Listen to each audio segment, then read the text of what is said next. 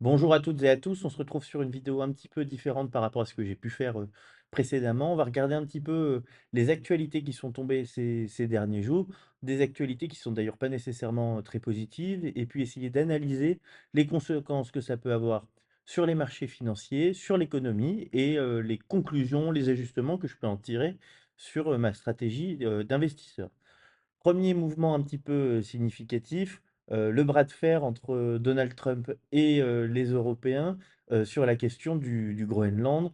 Donc là, Trump s'est réveillé ces derniers jours pour prendre le contrôle, du Groenland en indiquant, qu'il était prêt, à l'acheter, mais aussi en menaçant d'une forme, d'intervention militaire. Évidemment, les pays européens sont solidaires du Danemark sur cette question, d'autant plus que c'est une remise en question importante de la souveraineté d'un État européen sur ce territoire.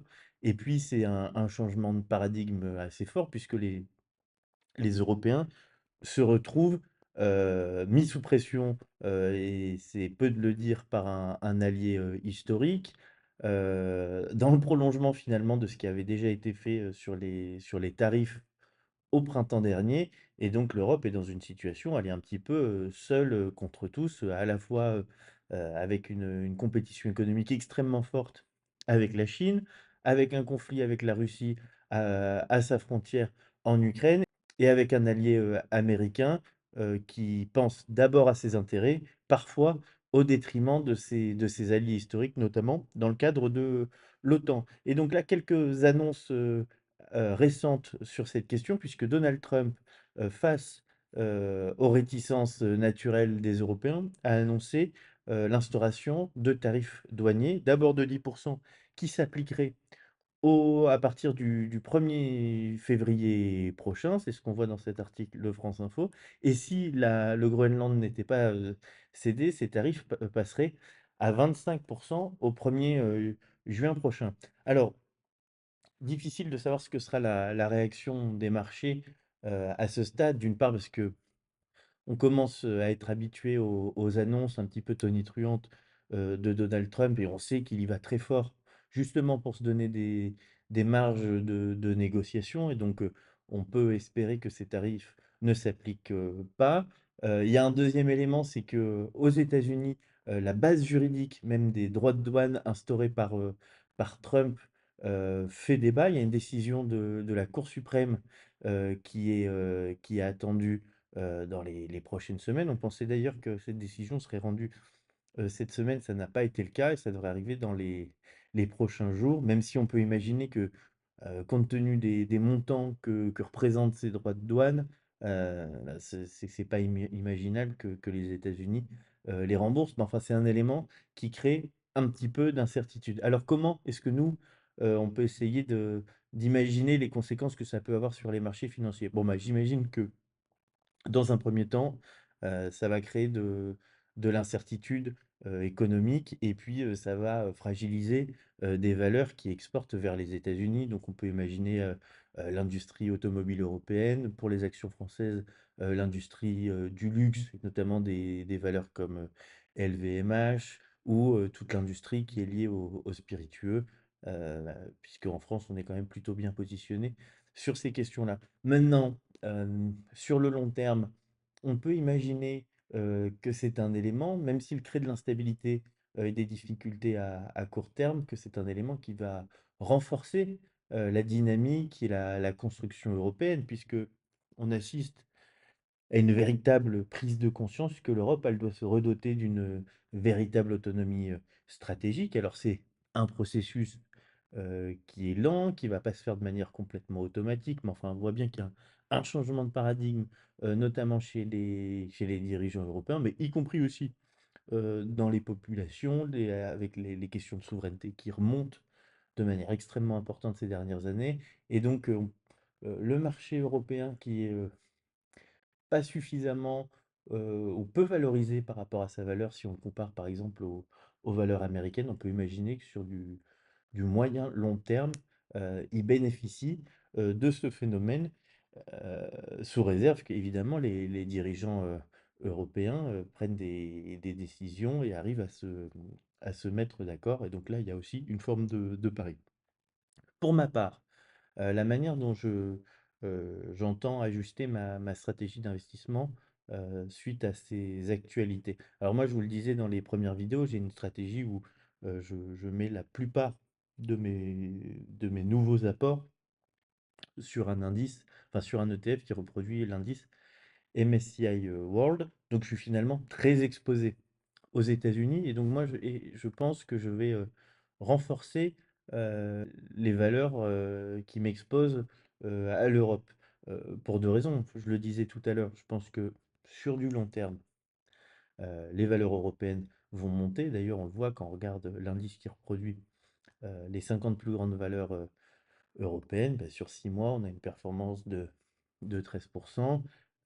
Moi, je pense que cela va continuer à monter. Et puis, il y a aussi un autre élément, c'est que finalement, en tant que citoyen européen, il faut pas jouer, contre son camp et je considère que il faut que une partie de l'épargne des Européens aille au service, heu, des entreprises européennes, renforcer leur capitalisation et donc je pense que je vais renforcer cet ETF que j'ai en portefeuille, qui représente une partie assez marginale de mon portefeuille puisqu'on le voit là, ça représente 3,7 de mon portefeuille. Donc je pense que je vais renforcer cet ETF, même si je ne vais pas abandonner l'ETF qui reproduit le MSCI World, parce que j'ai aussi une conviction assez forte sur sa capacité à progresser et à croître dans les prochaines années.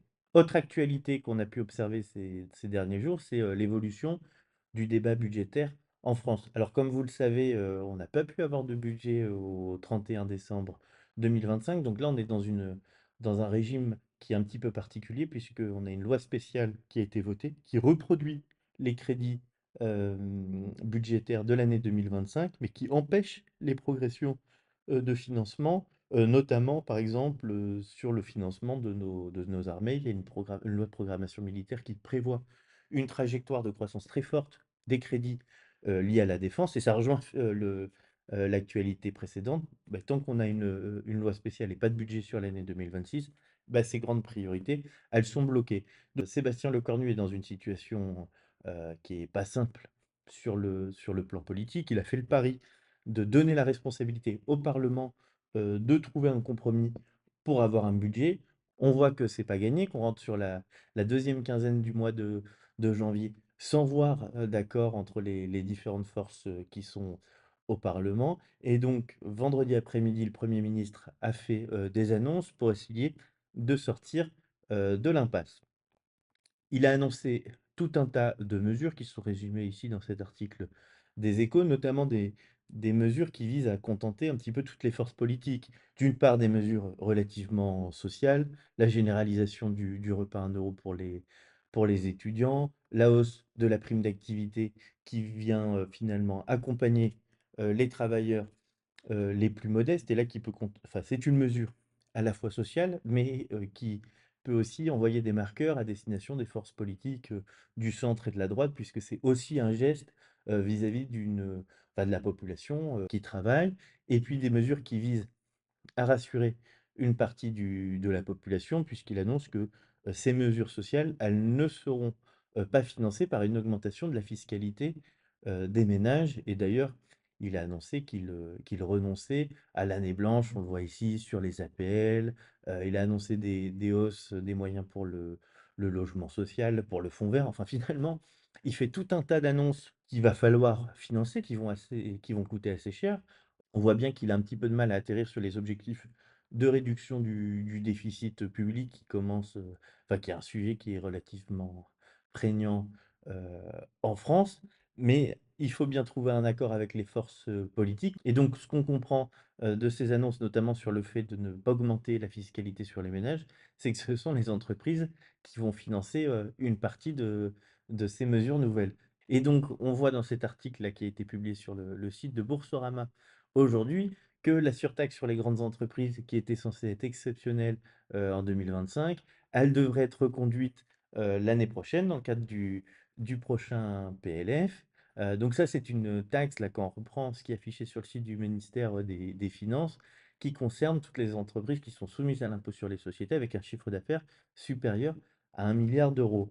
Donc avec 2 taux, de contribution, différents, 20,6 pour les entreprises qui réalisent un chiffre d'affaires de moins de 3 milliards d'euros, 41,2 pour les autres. Alors je ne suis pas sûr qu'il y ait une liste officielle, des entreprises qui ont contribué via cet impôt supplémentaire, mais moi, enfin, qui disposent de beaucoup de valeurs qui sont dans le CAC 40, j'imagine qu'elles seront plus ou moins toutes concernées par cette annonce. Alors, sur le long terme, on peut imaginer plusieurs choses. À la fois que c'est pas tout à fait, positif pour le dynamisme de l'économie française, et sa capacité à se développer, à attirer des investisseurs dans un contexte international qui est extrêmement concurrentiel. Mais sur le court terme, je pense que c'est un élément qui sera plutôt positif pour les valeurs que j'ai, en portefeuille, malgré cette contribution exceptionnelle sur les bénéfices des sociétés, puisque c'est un élément